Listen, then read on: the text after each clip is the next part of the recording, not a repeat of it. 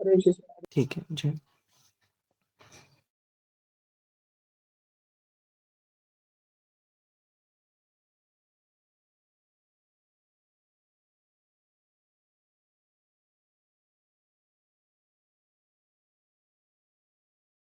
स्वयं रूपः कदा मह्यं ददाति स्वपदान्तिकं। वन्देऽहं श्रीगुरोः श्रीयुतपत्कमलं श्रीगुरून् वैष्णवांश्च श्रीरूपं साग्रजातं सगडरघुनाथान्वितं तं सजीवं साद्वैतं सावधूतं परिजनसहितं कृष्णचैतन्यदेवं श्रीराधाकृष्णपादान् सगणललिता श्रीविशाखान्वितांश्च। हे कृष्ण करुणा सिंधु दीनबंधु जगतपते गोपेश गोपिकाकांत श्री राधाकांत नमोस्तुते। तप्त कांचन गौरांगी श्री राधे वृंदावनेश्वरी वृषभानुसुते देवी प्रणमामि हरिप्रिये। वाञ्छाकल्पतरुभ्यश्च कृपा सिन्धुभ्य एव च पतितानां पावनेभ्यो वैष्णवेभ्यो नमो नमः। कृष्णाय वासुदेवाय हरये परमात्मने प्रणतः क्लेशनाशाय गोविन्दाय नमो नमः। कृष्णाय वासुदेवाय देवकीनन्दनाय च नन्दगोपकुमाराय गोविन्दाय नमो नमः। सच्चिदानन्दरूपाय विश्वोपत्यादिहेतवे तापत्रयविनाशाय श्रीकृष्णाय वयं नमः। श्रीरामाय वयं नमः। श्रीगौराय वयं नमः। रामाय रामभद्राय रामचन्द्राय वेदसे रघुनाथाय नाथाय सीताय पतये नमः। श्रीराम राम रघुनंदन राम राम श्रीराम राम रणकरकश राम राम श्रीराम राम शरणं भव राम राम। श्रीरामचंद्र चरणौ मनसा स्मरामि श्रीरामचंद्र चरणौ वचसा गृणामि श्रीरामचंद्र चरणौ शीर्षा नमामि श्रीरामचंद्र चरणौ शरणं प्रपद्ये। माता रामो मत्पिता रामचंद्रः स्वामी रामो मत्सखः रामचंद्रः सर्वस्व में रामचंद्रो दयालु नान्यं जाने न जाने न जाने। लोकाभिरामं रणरंगधीरं राजीवनेत्रं रघुवंशनाथं कारुण्यरूपं करुणाकरं तं श्रीरामचन्द्रं शरणं प्रपद्ये। श्रीरामचन्द्रं शरणं प्रपद्ये। मनोजवं मारुतुल्यवेगं जितेन्द्रियं बुद्धिमतां वरिष्ठं वातात्मजं वानरयूथमुख्यं श्रीरामदूतं शरणं प्रपद्ये। कूजन्तं राम रामेति मधुरं मधुराक्षरम् आरुह्य कविताशाखां वन्दे वाल्मीकिकोकिलम्। आपदामपहर्तारं दातारं सर्वसम्पदां लोकाभिरामं श्रीरामं भूयो भूयो नमाम्यहम्। भर्जनं भवबीजानामर्जनं सुखसम्पदां तर्जनं यमदूतानां राम रामेति गर्जनं। रामो राजमणिः सदा विजयते रामं रमेशं भजे रामेणाभिहता निशाचरचमु रामाय तस्मै नमः। रामानास्ति परायणं परतरं रामस्य दासोऽस्म्यहम्। रामे चित्तलः सदा भवतु मे भो राम मामुद्धर। राम रामेति रमे रामे मनोरमे सहस्रनाम तत्तुल्यं राम नाम वरानने। राम रामेति रमे रामे मनोरमे सहस्रनाम तत्तुल्यं राम नाम वरानने। श्रीराम रामेति रमे रामे मनोरमे सहस्रनाम तत्तुल्यं राम नाम वरानने। श्री राधा रमण लाल की जय।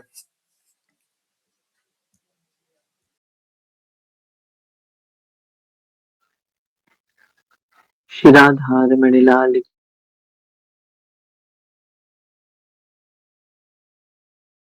द्वैत धरे शिवाय नित्यानंद श्री अद्वैत भक्त वृंद। हरे कृष्णा कृष्ण कृष्ण हरे हरे हरे राम राम राम हरे हरे। आप सभी भक्तों का हम हार्दिक स्वागत करते हैं।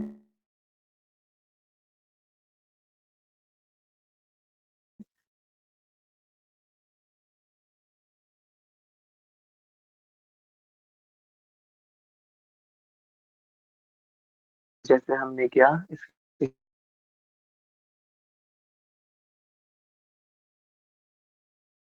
चित्र ले रहे हैं राम जी के दिव्य चरित्र और उनके पार्षदों ने उनके संक्षिप्त कुछ सत्र करने का प्रयास कर रहे हैं। राम जी का चिन्तनात्मक सत्र, उसके ऊपर हम कुछ जानने का, उसको मथने का कुछ प्रयास कर रहे हैं। इसी श्रृंखला में आज के रामायण चिंतन में आप सभी का हम हार्दिक स्वागत करते हैं।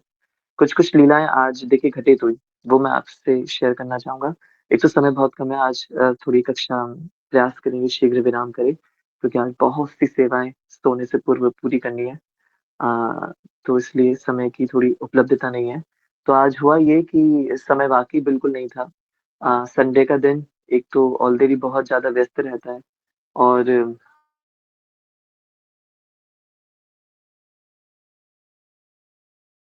अ,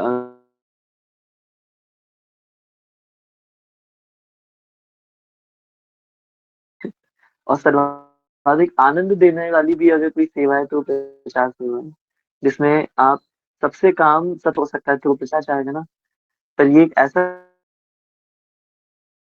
प्रचार सेवा है। उठाना हो तो हाँ जी, हमेशा तत्पर रहते हैं कि पर्वत उठिए, है ना? सारे जो विकट काम होते हैं वो हनुमान जी करते हैं। भगवान की सेवा जितनी ज़्यादा कठिन हो, वो उतनी ज़्यादा आनंद प्रदान करने वाली होती है। परम पूज्य इंद्रद्युम्न स्वामी महाराज जी दक्षिण अटलांटिक सागर के जब द्वीपों के अंदर जाते हैं और आप सबने सुना भी होगा पूरा प्रसंग जब वो दक्षिण अटलांटिक सागर के जब वो एक बीच में एक द्वीप में गए थे अपने शिष्यों के संग में अपने स्टीमर से जब महाराज यात्रा करते हैं तो कैसे-कैसे बड़े-बड़े आदिवासी जन समुदाय के वहाँ के जनजातीय लोग जिनकी पे जाकर के शुरुआत में जब बिल्कुल जान-मान की हानि सब कुछ खत्म होने वाला होता है। ऐसे-ऐसे स्थान पे महाराज प्रभुपाद बुलेट्स, रसगुल्ले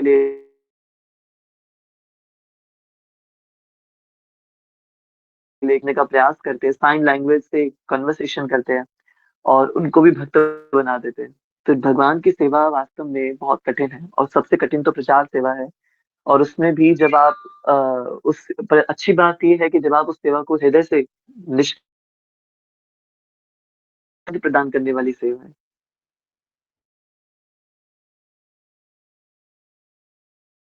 वी नरसिम्हा देव प्रभु जी और निश्चित रूप से मैं अपने विद्यार्थी से आज पूरा दिन उन सब की सेवा में प्रभु जी के संग में व्यस्त रहा और अब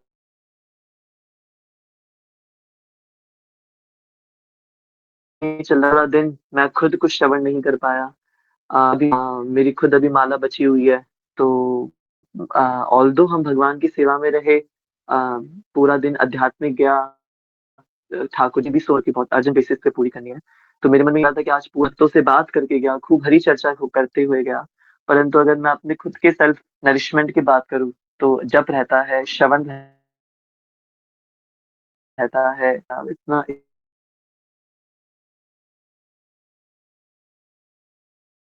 इतनी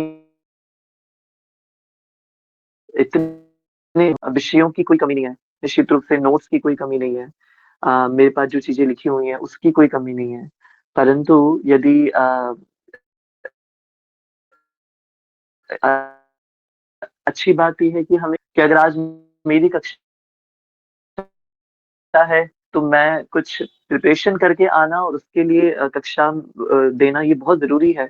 पर रमन पर्रिकर की कक्षा मात्र एक प्रस्तुति ना हो, कि हम एक सिर्फ़ आज एक हम मुझे एक टॉपिक मिला और मैं उस टॉपिक पे जस्ट एक प्रेज़ेंटेशन दे रहा हूँ।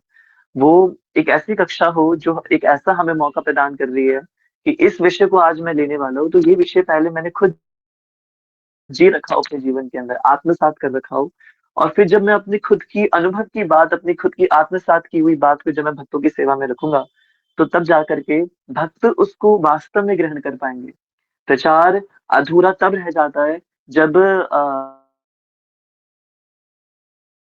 शिक्षा के बाद शिष्य का अपराध गुरु अपने सर पे लेता है और गुरु स्वीकार करता है कि हाँ, मेरे शिष्य का पतन हुआ है, मेरे कारण हुआ है, कि मेरी ही साधना में, मेरे ही पोषण में और मेरी ही शिक्षा में कमी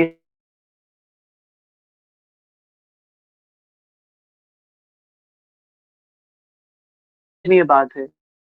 परंतु गुरु आध्यात्मिक रूप से इस बात को भगवान के सामने हृदय में स्वीकार करता है कि आज ये उसका पतन हुआ है, वो मूलतः दोष में गुरु से कनेक्ट नहीं रहा। ये सब कुछ वांछनीय मैं अपने सर पे लेता हूँ। मैं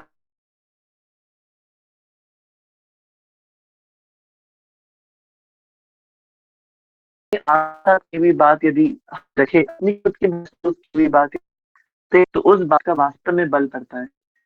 वो खूब अच्छे-अच्छे वक्त करे, यूट्यूबर्स, बहुत अच्छे-अच्छे यूट्यूबर्स हैं, डॉक्टर विवेक बिंद्रा जी है, देश मोटिवेशनल स्पीकर्स हैं। परंतु 10 मिनट का वैसे की वैसे हो, पर वहीं कोई था का आप करिए परम पूज्य श्री बाबा जी महाराज को। श्रीपाद विनोद बिहारी आप सुनेंगे, बात में आपको भाषा भी समझ में आएगी।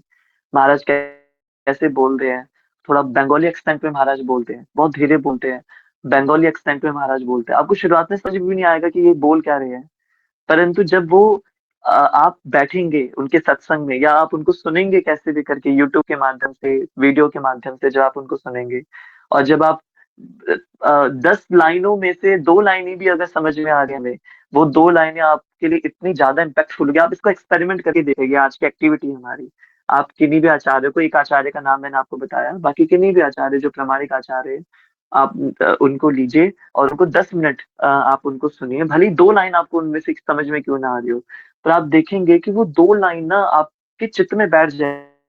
कुछ गलत करने जा रहे होंगे ना, या मन में कुछ गड़बड़ चल रही होगी ना, वो बैकग्राउंड में वो 2 लाइनें चल रही होंगी, बार-बार वो चल रही होंगी, बार-बार।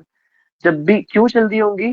क्योंकि वो जो जिसके मुख से वो बात निकली है ना, एक तो शब्द वैसे ही शाश्वत होते हैं, शब्द वैसे जीवित होते हैं, मृत नहीं होते। और ऊपर से वो शब्द, वो शाश्वत शब्द एक ऐसे व्यक्ति के मुख से निकल जाए जो खुद अपने आप में पवित्रता की मूर्ति है। एक ऐसे व्यक्ति के मुख से निकल जाए जो खुद अपने जीवन के अंदर पवित्रता, भक्ति के उच्च स्तर को जिसने निभाया है, जबरदस्ती नहीं निभाया बल्कि हृदय से निभाया है जिसने, ऐसे व्यक्ति के मुख से यदि वो शब्द निकल जाए तो उन शब्द की शक्ति कितनी बढ़ जाएगी।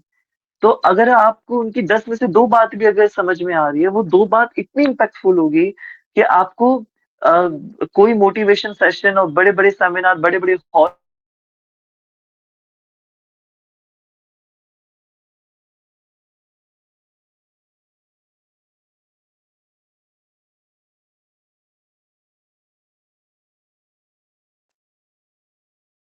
लाखों-लाखों लोगों तक वो सत्संग उसने बदल के रख दिया। बड़े-बड़े कथावाचक, बड़े-बड़े पंडालों के अंदर कथा करके जो प्रभाव नहीं डाल पाते, वो बाबा जी महाराज ने अपनी शुद्ध भक्ति से अपने एक ही आसन पर बैठ कर के लाखों युवाओं को बदल के रख दिया। टुकड़ी बात नहीं, कोई ऐसी बात नहीं जो युवाओं की पसंद की बात हो, कोई ऐसी बात नहीं जो बिल्कुल एज़ इट इज़ चीज़। क्यों ऐसा हो पाया?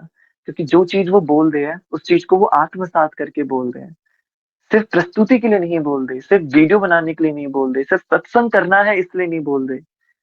आप समझ रहे हो मेरी बात को? सिर्फ़ आज मुझे रमन परिकर की कक्षा करनी है, कक्षा का नियम नहीं तोड़ना, इसकी वजह से मैं कोई चीज़ आप सबकी सेवा में रख दूँ। मेरे पास कमी नहीं है, मैं ब पूरी नोट्स की नोटबुक भरी हुई है, तो वो उसमें से कोई भी प्रसंग उठाया मैंने और उसमें से जस्ट क्या करना है, पढ़ के ही तो बोलना है। तो वो तो एक कथा सुनाने जैसा हो जाएगा बस। वो तो फिर भक्तों को खूब आनंद भी हो सकता है प्रदान हो जाए उस कथा सुनने से। खूब अच्छा भी लगे कि क्या बात है प्रभु जी, कितनी अच्छी आपने कक्षा ली है, बहुत आनंद हो गया। अब क्या हुआ? प्रभु जी ने तो वाहवाही लूट ली, उसका अब क्या हुआ? जिस जो मूल उद्देश्य था उस कथा को सुनाने का, क्या उस मूल उद्देश्य की प्रतिपूर्ति हुई? क्या वो मूल उद्देश्य भक्तों के भाग में आ पाया? क्या वो समझ में आ पाया? क्या हम उससे कुछ लाभ ले पाए? निश्चित रूप से नहीं। क्यों नहीं ले पाए? क्योंकि जो वक्ता था कहने वाला, वो खुद उस बात को आत्मसात या अपने ऊपर लागू नहीं करता था। इसलिए वो बात श्रोता के मन में भी बैठ नहीं पाई। है ना? श्रोता के मन में वो बात बैठेगी जो एक ऐसे महापुरुष के मुख से निकले, या वो महापुरुष कौन है? सबसे बड़ी बात, महापुरुष वो है जो वो कर रहा है जो उसने खुद अपने जीवन में, जो वो कह रहा है जो अपने जीवन में उसने खुद किया है। इसलिए आज जब मैं ये विचार कर रहा था कि कक्षा होनी है, पूरे दिन मैंने खुद आज कुछ आध्यात्मिक क्रियाओं में मैं रहा, परंतु अपने खुद के निज पोषण के लिए मैंने कुछ नहीं करा। मेरी मालाएँ अभी बहुत सी बची हैं, पठन रहता है, श्रवण रहता है। तो आज भक्तों की सेवा में यदि कुछ प्रस्तुत करने के लिए मन में विचार भी थे कि आज भरत जी के इस भाग को प्रस्तुत करेंगे, आज जानकी मैया के चरित्र पर हम कुछ चर्चा करेंगे, आज लक्ष्मण जी की ये लीला मैं भक्तों की सेवा में रखूँगा। परंतु वो तो मात्र सिर्फ़ एक स्टोरी टेलिंग हो गया, एक प्रेज़ेंटेशन हो गया, एक स्टोरी टेलिंग हो गया। तो इसमें आनंद नहीं है, इसमें बिल्कुल आनंद नहीं है।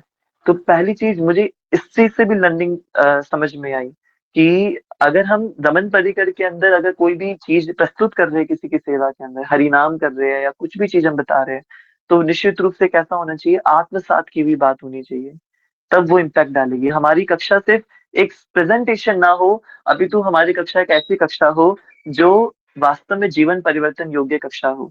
हमें ये बिल्कुल ध्यान रखना है इस जगत के अंदर कि हम यहाँ पे बहुत ही लिमिटेड टाइम के लिए, बहुत एक्चुअल लिमिटेड टाइम के लिए, आज मेरे एक स्टूडेंट से मेरी बात हो रही थी जिसको मैं प्रचार कर रहा था। आज आज संडे का दिन था, 12वीं का विद्यार्थी है, और वो मुझसे एक बात कर रहा था, सर मैं सच में सोचता हूँ कि मैं इस लाइफ में कितने लिमिटेड टाइम के लिए हूँ। अभी तो मैं आपसे मिला था सर, अभी तो मैं 11th में मैंने एडमिशन लिया था, और मैं 12th में भी आ गया, 12th में भी 1 महीना हो गया मुझे आते आते। और मैं फिर सोचता हूँ सर कि जब मैं 12th पास कर लूंगा तो उसके बाद क्या होगा मेरा। मैं उसके बाद, अभी तो आप हो मेरे साथ, इसलिए मुझे चीजें समझ में आए, मुझे पता चल गया क्या गलत है। जब आप नहीं होंगे तब मैं करूंगा। और उस समय पर मैं सिर्फ, क्या मैं मतलब मैं एक्चुअली सर, क्या मैं सिर्फ इकोनॉमिक्स पढ़ने के लिए इस दुनिया में आया हूँ? क्या सर मैं ये सब्जेक्ट पढ़ के, या मैं ये अच्छी खूब बढ़िया नौकरी, मेरे पिताजी कहते हैं खूब बढ़िया तुम्हें ये बनना है वो बनना है, तो क्या मैं सिर्फ ये बनने के लिए इस दुनिया में आया हूँ? तो ये उस बच्चे के मन में जो अभी बस एक जिज्ञासु जैसे होता है ना, तद विधि प्रणिपाते ना, वो जिज्ञासु मन के अंदर ये जो प्रश्न आ रहे थे, ये प्रश्नों से मैं आज बहुत प्रभावित हुआ कि वास्तव में कितने कितने आनंदित प्रश्न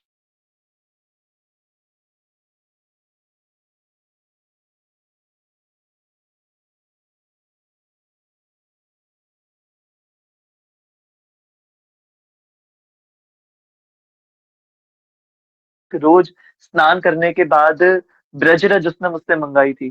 तो थोड़ी ब्रजरज अपनी हथेली पे लेता है, उसमें कुछ जल की बूंदे डालता है, उसको मलता है और अपने पूरे शरीर पर उसको लगाता है, ब्रजरज को।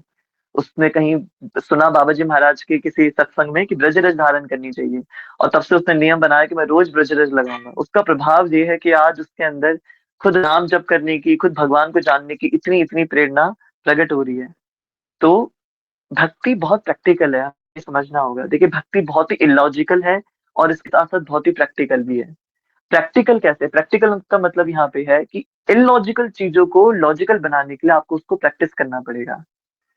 इलॉजिकल भक्ति को लॉजिकल बनाने के लिए आपको उसको अपनी प्रैक्टिसेस में लाना पड़ेगा। जब आप उसको अपनी प्रैक्टिसेस के अंदर लेकर के आएंगे, तब आप वास्तव में महसूस कर पाएंगे कि हाँ, भक्ति बहुत ही लॉजिकल है, वास्तव में बहुत लॉजिकल है।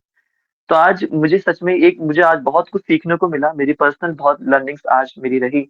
और फिर जब मेरे मन में विचार आया कि ये सब तो चल ही रहा है, तो आज कक्षा नहीं ले पाऊंगा मैं। फिर प्राणेश शर्मा प्रभु जी का मुझे मैसेज आता है कि भैया आज एक फैमिली फंक्शन अटेंड करना है मुझे, मैं आज अवेलेबल नहीं हूँ, आ नहीं पाऊंगा आज मैं।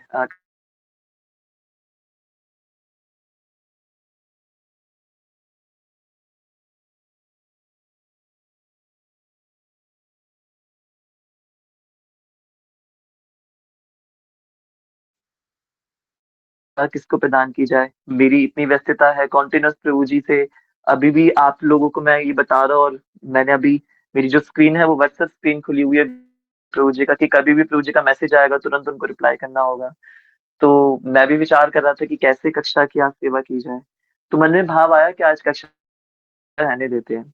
फिर क्या लीला हुई कि रमन परिकर पे हमारे देव प्रभु जी, देव प्रभु है अभी नहीं है, वो नहीं है, तो हमारे रोहिणी वाले देव प्रभु जी का मैसेज आता है कि क्या आज कक्षा होगी? तो हमारे मथुरा धाम प्रभु जी मैसेज करते हैं, हाँ बिल्कुल कक्षा होगी आज तो। और फिर उस मैसेज को संबोधित करते हुए जब उन्होंने लिख दिया कि हाँ बिल्कुल कक्षा होगी, और अब उन्होंने बोल दिया, भाई भक्त की वाणी हो गई, और मैं कैसे मना कर दूं। मैं लिखने ही वाला था कि आज कक्षा नहीं कर पाएंगे, कि इतने में हो गया कि नहीं आज कक्षा होगी, मथुरा धाम प्रभु ने लिख दिया। अब फिर अजय अजीत प्रभु जी ने क्या मैसेज करा कि भैया देव प्रभु, ये यहाँ पे संडे की छुट्टी नहीं होती क्लास के अंदर, ये कॉर्पोरेट सेक्टर नहीं है जहाँ पे संडे की छुट्टी हो। ये बात मुझे इतनी कनेक्ट हुई, अजय अजीत प्रभु जी का ये जो मैसेज रमन पर्रिकर ग्रुप में आया कि यहाँ पे संडे की छुट्टी नहीं होती, तो मुझे सच में फील हुआ यार कितनी अच्छी बात है। भक्ति के अंदर छुट्टी का तो कोई प्रावधान ही नहीं है। भक्ति के अंदर यदि मैं ये सोच लूं कि मैं भक्ति से छुट्टी ले रहा हूँ, कितनी अद्भुत बात है, कितनी अद्भुत बात है। मन को इतनी बात ही कनेक्ट हो गई। अजीत प्रभु जी ने मजाक मजाक में बात लिखी, पर मन में इतनी, मैं खुद आज गुल्ली मारने की पूरी फिराक में था, पर अजीत प्रभु जी ने लगा भक्ति में प्रभु जी यहाँ छुट्टी नहीं होती, संडे की कोई छुट्टी नहीं होती यहाँ पे। और इतनी बात मन को लगी यार, क्या बात है, क्या बात है, ये तो बिल्कुल वास्तविकता है ये तो। भक्ति में कोई छुट्टी नहीं होती। मैं ये नहीं सोच सकता कि आज मैं छुट्टी कर लूँ, कल करूँगा, परसों करूँगा या इसके बाद करूँगा। नहीं, नहीं, कोई हाँ, कोई अपनी हमें कोई गुलाटी-वुलाटी नहीं मारनी बिल्कुल भी, है ना? कोई कल्टी नहीं मारनी। तो मन में भाव आया कि नहीं भैया, ये अगर बाकी सब सेवा है तो ये परम सेवा है, इसको भी हमें निभाना होगा। आज कोई भी नहीं है, कोई बात नहीं, आज हम फिर भी कक्षा करेंगे। फिर हमारे किराड़ी वाले देव प्रभु की बात याद आई, प्रभु जी बस नाम जप करके कक्षा का विश्राम कर दीजिएगा, पर कक्षा तो अवश्य होनी चाहिए। तो जब ऐसे भक्तों की प्रेरणा है तो हम कैसे अपनी कक्षा को छोड़ सकते हैं? तो फिर कक्षा का मैसेज मैंने भेजा। अब अ, आज अजय प्रभु जी का सत्र भी होना था। आज अजय प्रभु जी को ले एक तो अजय प्रभु जी जब-जब उनका सत्र होने वाला होता है तब तक कुछ ना कुछ कांड हो रहे होते हैं। तो आज अजय प्रभु जी का हरिनाम सत्र भी था। तो फिर मुझे हुआ कि नहीं भैया सेवा नहीं रुकनी चाहिए। आज अजय प्रभु जी का सत्र है हरिनाम का। फिर हमने लिंक शेयर किया मैंने, लिंक में भाव आया कि क्या आज हमें रामायण पे चर्चा करनी चाहिए। तो क्योंकि आज मैंने खुद कोई पठन नहीं करा, मेरा जप रहता है और अभी मेरा चिंतन भी आज कुछ नहीं हुआ। तो मन में भाव आया कि भरत जी जैसा चरित्र यदि कल जो बात चल रही थी उसी बात को आगे बढ़ाया जाए, तो आज मैं अपने आप को एलिजिबल नहीं मानता कि मैं उस कथा को आज सही मायने में बोल पाऊँगा। वो तो सिर्फ़ एक मात्र प्रस्तुति देने जैसा हो गया। तो आज भरत जी के ऊपर तो चर्चा नहीं हो पाएगी। कुछ और प्रैक्टिकल टॉपिक लेना पड़ेगा जो मन में बात आए। तो फिर उस समय कुछ सूझा नहीं मुझे तो मैंने लिख दिया मैसेज के अंदर रामायण के अनसुने प्रसंग। कुछ ऐसे अनसुने प्रसंगों पर हम आज चर्चा करने का प्रयास करेंगे। मैंने विचार किया कि चलो हरिनाम प्रभु खुद मुझे वो अनसुने प्रसंग याद दिलाएँगे। क्या ऐसा प्रसंग है जो मैं भक्तों की सेवा में रख सकता हूँ? तो जब अजय प्रभु जी हरिनाम कर रहे थे, अब अजय प्रभु जी के हरिनाम में क्या लीला हुई? मैंने प्रभु जी से पूछा, "प्रभु जी क्या आपको अ, मंत्र याद है? हरिनाम से पहले जो मंत्र लेते हैं?" प्रभु जी ने कहा, "बिल्कुल याद है।" तो प्रभु जी ने मंत्र जप करा, "जय श्री कृष्ण चैतन्य प्रभु नित्यानंद, श्री अद्वैत गदाधर शिवास आदि गौर भक्तवृंद।" फिर प्रभु जी ने हरिनाम शुरू करा। करवा दो भैया आज। हाँ, ठीक है, बस मैं अपनी बात संपूर्ण कर रहा हूँ। तो फिर उन्होंने हरिनाम शुरू करा, हरे राम, राम राम, हरे हरे, हरे कृष्ण, कृष्ण कृष्ण, हरे हरे, हरे राम, राम राम, हरे हरे, हरे कृष्ण, कृष्ण कृष्ण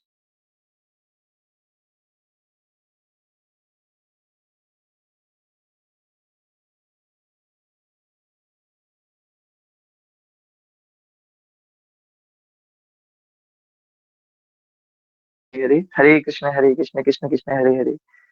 तो अ, अब मन में बात है कि प्रभु जी तो वैदिक मंत्र जप कर रहे हैं, हरे नाम पहले बोल रहे हैं, हरे कृष्ण की जगह। प्रभु जी तो वैदिक मंत्र जप कर रहे हैं।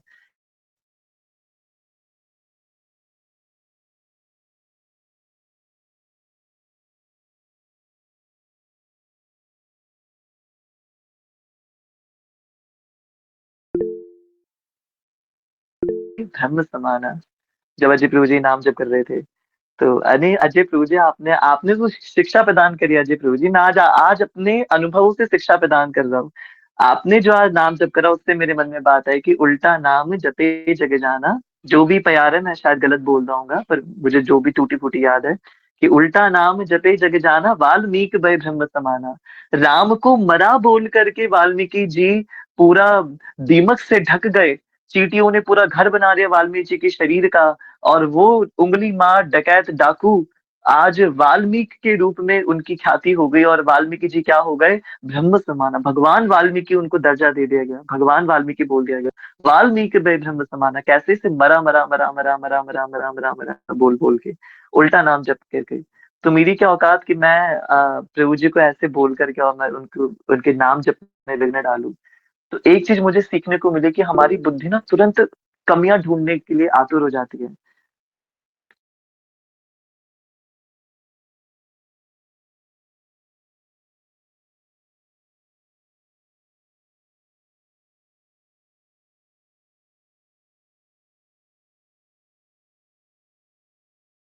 नहीं नहीं नाम तो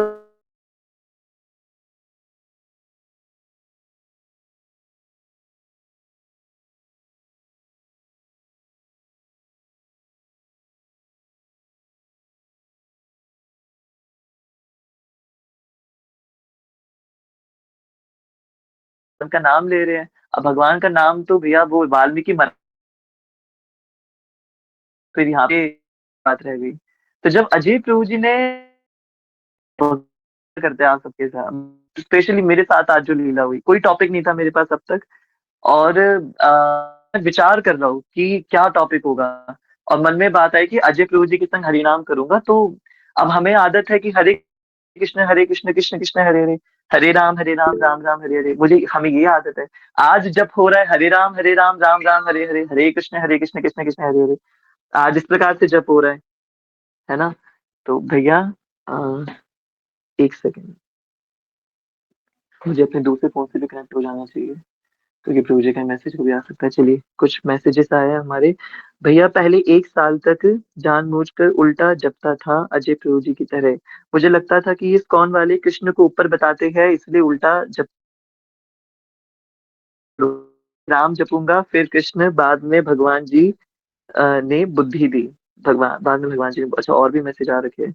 भगवान का नाम सच्चे मन से लिया जाए तो तरीका सीधा या उल्टा मायने नहीं रखता है। बिल्कुल ठीक बात है। तो वास्तव में कितनी अद्भुत बात है, कितनी अद्भुत बात है कि उल्टा नाम जप जप हो रहा, उल्टा मंत्र आज हो रहा था। तो क्या लीला हुई, जब आज उल्टा नाम हो रहा था तो आज ज्यादा ध्यान लग रहा था। नॉर्मली तो हरे कृष्णा होता है तो मन इधर उधर भी हो रहा होता है, बहुत आसानी से हो रहा होता है। आज आज थोड़ा ज्यादा ध्यान लग रहा था, क्योंकि आज हरे नाम पहले हो रहा था। हर नाम में थोड़ा वो मन अलग हो रहा था ना, कुछ अलग हो रहा था, इसलिए आज ज्यादा ध्यान लग रहा था हरि नाम में, जब अजय प्रभु जी के साथ नाम जप हो रहा था। तो देखिए बड़ी सुंदर मेरे मन में बात आई कि राम राम राम पहले आज हो रहा है, तो कुछ तो लीला है इसके पीछे। तो एक श्लोक मन में स्फुरित हुआ, और देखिए कमाल की बात क्या है, वो श्लोक अनुभव प्रभु जी ने अपने मंगलाचरण के अंदर भी बोल दिया। जब अजय प्रभु जी आज ये कर रहे थे तो मेरे मन में हुआ कि आज क्या मैं भक्तों की सेवा में रखूं। एक तो हुआ कि सारी लर्निंग्स जो है वो सेवा में रखूंगा। दूसरा एक श्लोक मन में स्फुरित हुआ कि अजय प्रभु जी ने आज हरे राम पहले क्यों बोला। तो मन में एक बड़ा सुंदर श्लोक स्फुरित हुआ, और वो ही सेम श्लोक अनुभव प्रभु जी ने, मैं तो इतना आनंदित हो गया, मुझे एक और प्रमाण मिल गया फिर से। भगवान बाबा प्रमाण देते रहते हैं कि ठाकुर जी खुद आते हैं हमारे सत्र के अंदर अपनी लीला को श्रवण करने के लिए, खुद भगवान जुड़ते हैं इन सत्र के अंदर। आज अनुभव प्रभु जी ने मेरे मन में जो श्लोक आया, वो मुझे बिल्कुल एक्सपेक्टेशन ही नहीं थी कि किसी को श्लोक आता होगा या किसी ने सुन रखा होगा। सुन भी रखा होगा तो वो कोई इसको बोलेगा। पर आज अनुभव प्रभु ने अपने मंगलाचरण के अंदर जो राम भगवान को स्तुति करते हुए जो अंत में वो श्लोक बोल रहे थे, उन श्लोकों में उन्होंने वो श्लोक भी बोला था। कौन सा श्लोक बोला था अनुभव प्रभु ने, जो मेरे मन में स्फुरित हुआ? ये श्लोक है, कूजंतम राम रामेति मधुरम मधुराक्षरम, आरुह्य कविता शाखाम वंदे वाल्मीकि कोकिलम। बहुत सुंदर श्लोक है, और मैं सुनता रह गया कि यार अनुभव प्रभु ने भी इस श्लोक को कोट कर दिया। क्या बात है, क्या बात है। जो मन में मेरे आया वो क्या है इसके पीछे, अब ये सिर्फ संयोग है, कोइंसिडेंस है, जिसके जो मन में आया वो माने। तो मुझे तो खूब आनंद हुआ उन्होंने बोला ये इस श्लोक को। बहुत सुंदर श्लोक है ये। इस श्लोक का अर्थ ये है, कूजंतम राम रामेति, कूजन कूज रहे हैं। कूजंतम करने का क्या मतलब है? एक सरोवर, जिस मानस सरोवर की हम बात, उस मानस सरोवर का भी तो बहुत वर्णन आप लोगों की सेवा में मैंने नहीं रखा है। उस मानस सरोवर का वर्णन आता है कि वहां पे एक दिव्य वृक्ष है, एक बहुत दिव्य वृक्ष है, और उस मानस सरोवर के जल से ही उसका सिंचन हो रहा है। उस जल से ही मानस सरोवर का सिंचन हो रहा है। और वो जो वृक्ष है, वो जो दिव्य वृक्ष है, उस दिव्य वृक्ष की कई कई शाखाएं हैं। परंतु और उस कई कई शाखाओं के ऊपर कई कई प्रकार के पक्षी बैठे हैं, और गाने वाले पक्षी बैठे हैं, गाने वाले पक्षी। उनमें से एक शाखा पर एक कोयल विराजमान है, और वो क्या कर रही है? कुंजन कर रही है, कू कू करके अपनी दिव्य मधुर वाणी से पुकार रही है। और सामान्य कोयल तो कूकू पुकारती है, अब वो कोयल जब बोल दी तो उसके मुख से राम राम निकल रहा है। कूजंतम राम रामेति।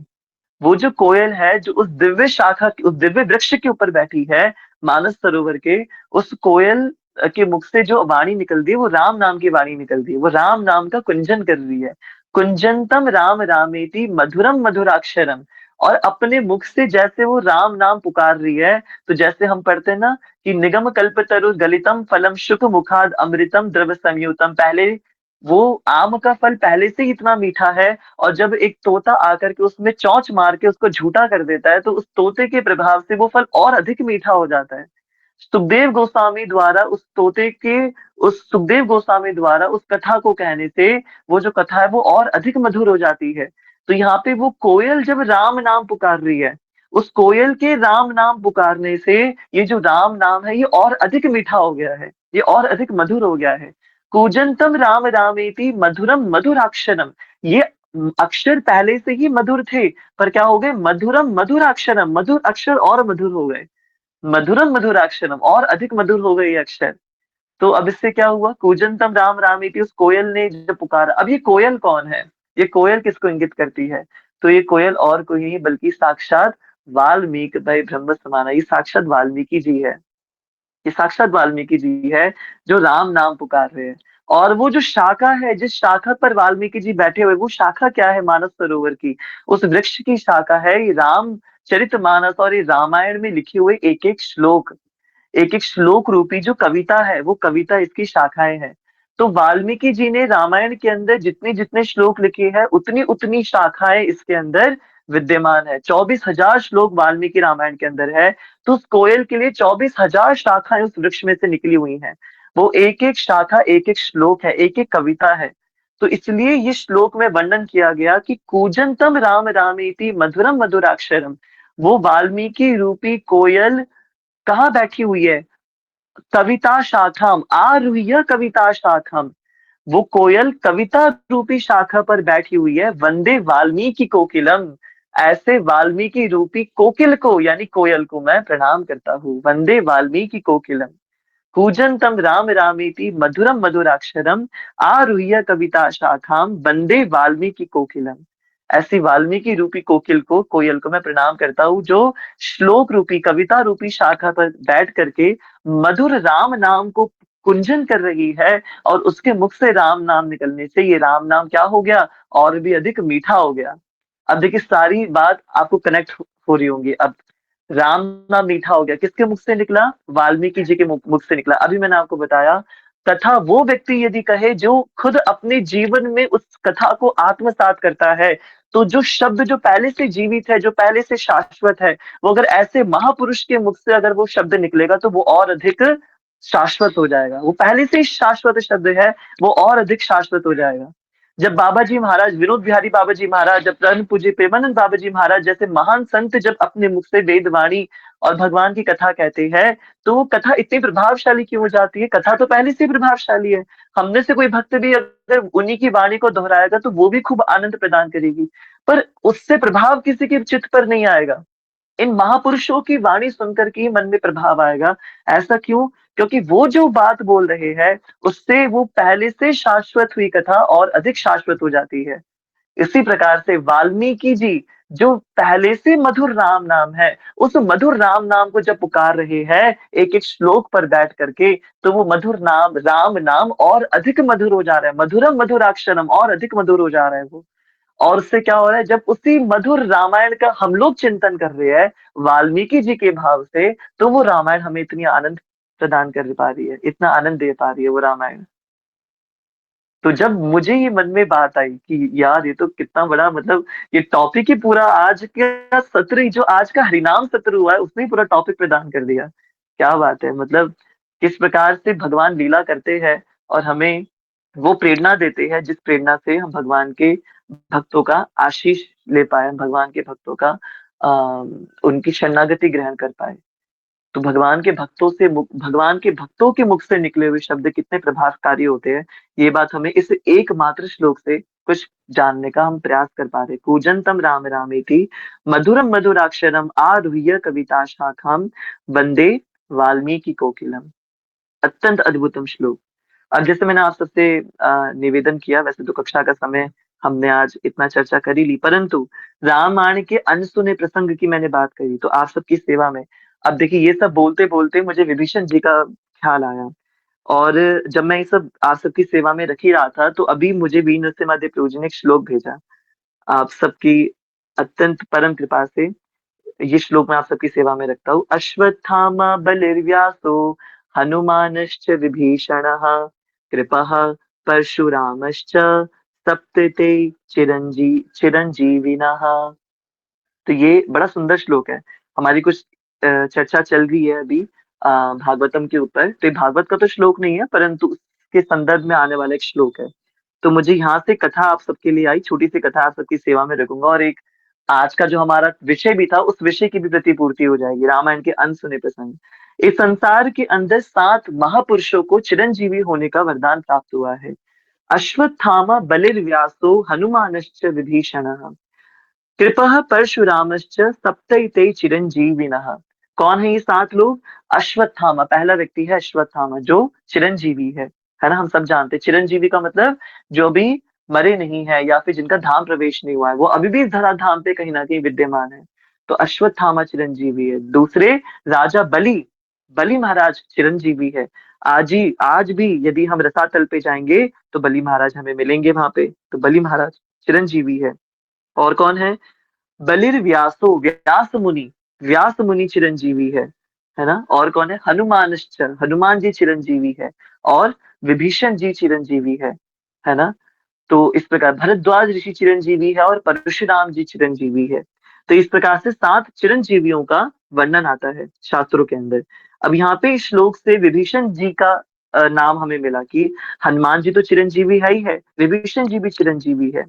तो जब रामायण के अंदर भगवान श्री राम अपनी लीला संवरण कर रहे थे और लीला संवरण करके जब भगवान महापरायण ले रहे थे, भगवान श्री राम सरयू नदी में स्नान करके अपने मूल विष्णु स्वरूप के अंदर जब प्रकट होके साकेतपुरी अपना धाम प्रवेश कर रहे थे अपने सभी पार्षदों के संग में, सभी पार्षद सरयू नदी में डुबकी लगा रहे हैं और अपने निज रूप को धारण कर रहे हैं।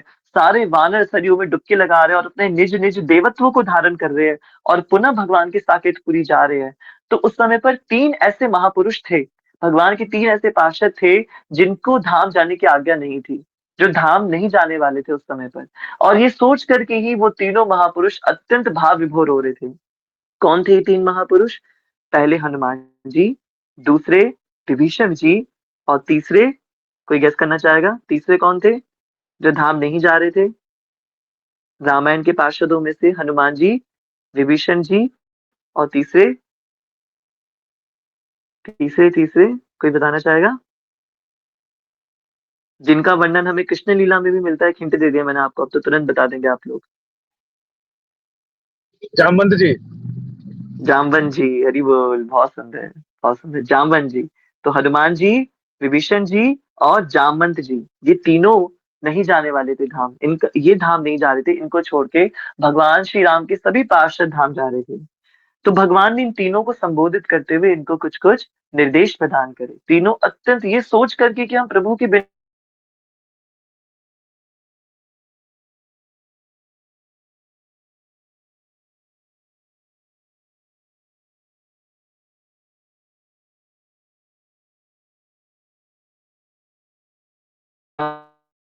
रावण से युद्ध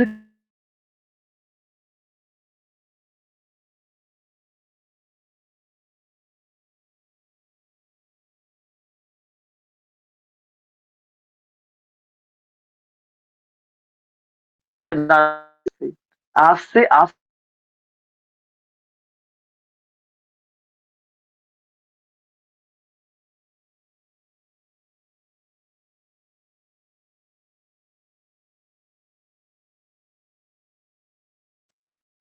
कैसे ठाकुर जी आते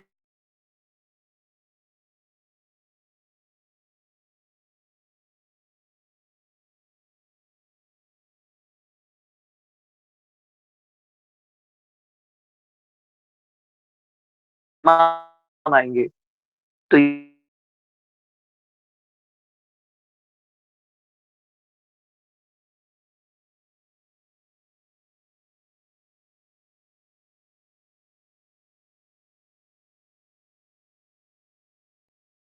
चिरंजीवी है, आप अभी नहीं आएंगे धाम के अंदर। ये संपूर्ण ब्रह्मांड जब तक इसका अस्तित्व विद्यमान रहेगा तब तक आप इस ब्रह्मांड के अंदर विचरण करेंगे, चाहे वो भारतवर्ष में हो या वानर वर्ष में हो या अन्य किसी वर्ष के अंदर हो, परंतु आप इसी ब्रह्मांड के अंदर विचरण करेंगे, आप अभी धाम नहीं आएंगे। पूछते प्रभु मुझसे ऐसे क्या अपराध हुआ, आप मुझे ऐसा क्यों कर रहे हैं? राम जी कह रहे हैं जिस जिस स्थान पर राम कथा होगी उस स्थान पर उस राम कथा को श्रवण करने के लिए प्रमुख श्रोता के रूप में आप वहां विराजेंगे। तो हनुमान जी को ये मूल सेवा कि जहाँ राम कथा हो रही है, राम कथा के अंदर हनुमान जी खुद आकर के स्वयं विराजेंगे उस राम कथा को श्रवण करने के लिए। इसलिए हनुमान जी सबसे बड़े श्रोता है राम कथा के। तो हनुमान जी को ये सेवा मिली। फिर उसके बाद विभीषण जी आए। विभीषण जी ने कहा कि अच्छा, विभीषण जी को पता था कि अब जामवंत जी को निर्देश मिल गया, हनुमान जी को निर्देश मिल गया, अब मुझे भी कोई निर्देश मिलने वाला है। तो इससे पहले प्रभु कुछ बोले, वो पहले ही भगवान श्री राम के चरणों में गिर गए और प्रार्थना करी भगवान से कि हे प्रभु, आप मुझे कृपा कर कोई निर्देश प्रदान ना करें। मेरी ऐसी आपसे वांछा है, ऐसी मेरी इच्छा है कि आप मुझ पे वो कृपा करें, मुझे अपने साथ आप ले जाइए। आपने मुझे आशीर्वाद दिया है कि मैं 1 कल्प तक लंका पर राज्य करूँगा। परंतु प्रभु, आप मुझे बताइए कि मैं 1 कल्प तक लंका पर कैसे राज्य कर सकता हूँ? आपके बिना मैं इस लंका नगरी में कैसे निवास करूँगा? एक बार आपने निश्चित रूप से मुझे अपने रंगनाथ स्वामी विग्रह प्रदान करे हैं, परंतु उसके बाद भी मैं प्रत्यक्ष आपका विरह सहन नहीं कर पाऊँगा। मुझे भी आज्ञा प्रदान करें अपने संग जाने की।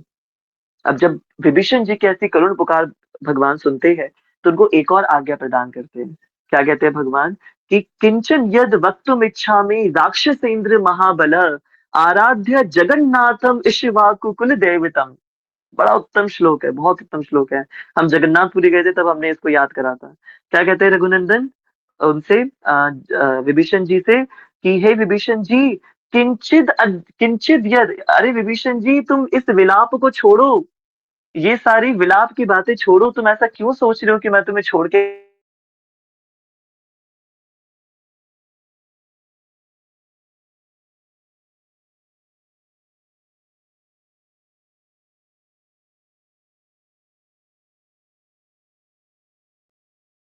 अपनी इच्छा बोल रहा हूँ।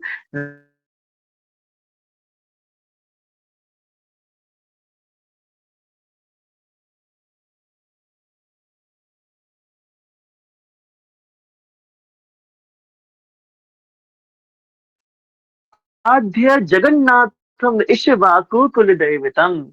आराध्य जगन्नाथम। हे विभीषण जी, सिर्फ रंगनाथ स्वामी आपको नहीं प्रदान करे हैं मैंने, हम इक्ष्वाकु वंशियों के कुल देवता जगन्नाथ जी है। हम इक्ष्वाकु वंशियों के जो कुल देवता है वो जगन्नाथ जी है। हम सब जानते हैं कि हम सबके कुल देवता होते हैं। हम सबके परिवार के अपने कुल पुरोहित होते हैं, कुल का स्थान होता है, कुल के देवता होते हैं। तो हम सबके कुल देवता होते हैं। आप सबको जान के बड़ा हर्ष होगा कि हम राधा रमणियों की जो देवी है, कुल देवता तो नहीं है, कुल देवता तो साक्षात राधा रमण लाल ही है, पर राधा रमणीय वंशियों की जितने भी हमारा पूरा गोसाई परिवार है, शांडिल्य वंशी गोसाई परिवार है, उनकी कुल देवी मैया और कोई नहीं बल्कि साक्षात शीतला मैया है। साक्षात शीतला मैया है।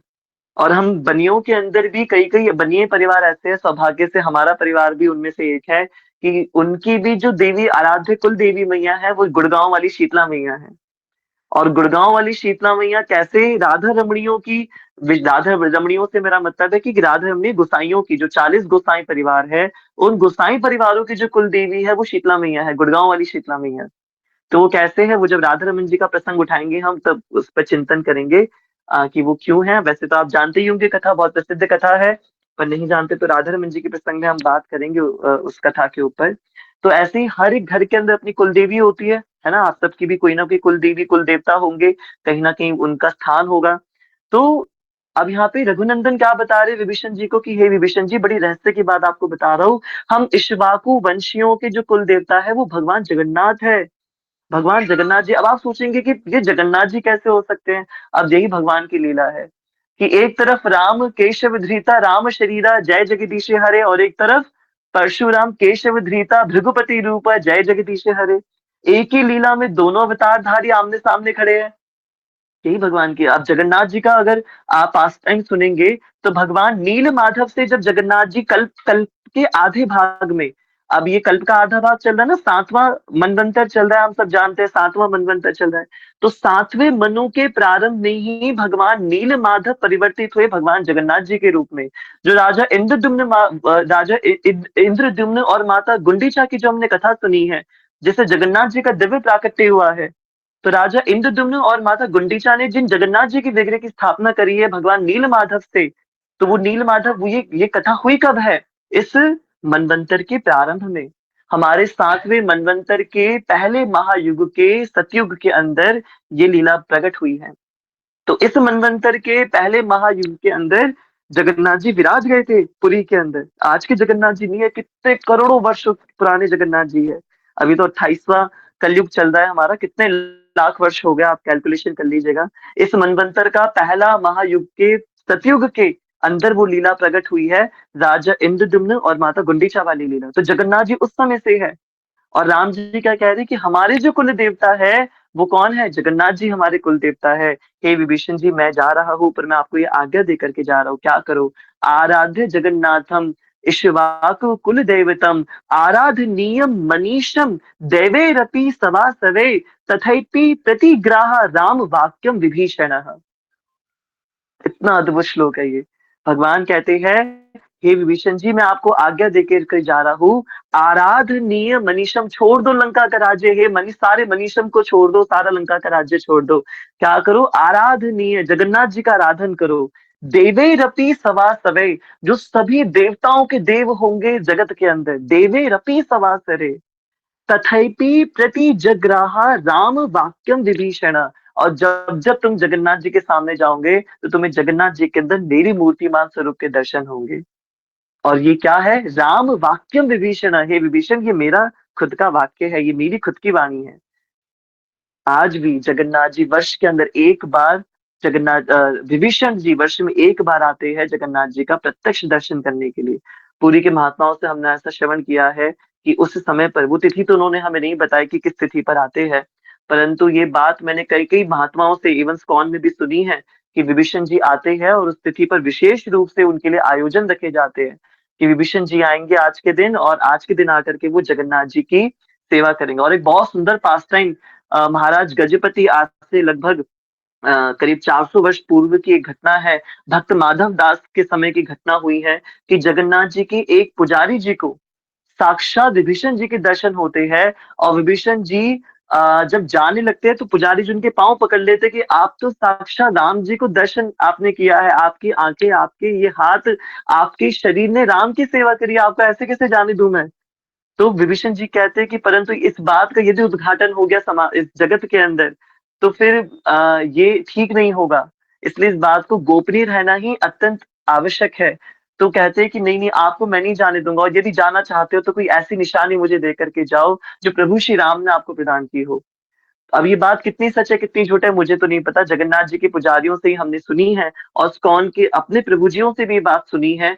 तो हम तो उनकी बात पर, वचन, उनके वचनों पर विश्वास करते हैं कि वो विभीषण जी ने राम जी द्वारा प्रदत्त एक मूल रत्न मणि अंगूठी उन पुजारी जी को प्रदान करी। और आज भी वो अंगूठी जगन्नाथ जी, जो उनका जो खजाना है जगन्नाथ जी के गर्भगृह के नीचे वाले भाग में, उस भाग में उसको सचित कर रखा हुआ है, जो साक्षात विभीषण जी द्वारा रत्न किंकट प्रदान किया गया था जगन्नाथ जी के पुजारी को।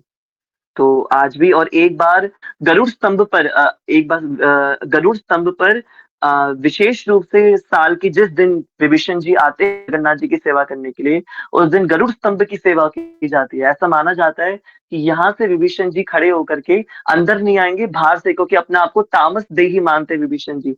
और तामस देही होने के कारण, तामस देही यानी राक्षस शरीर होने के कारण, मंदिर के अंदर प्रवेश नहीं करते, गरुड़ स्तंभ से भगवान जगन्नाथ जी का दर्शन करते हैं।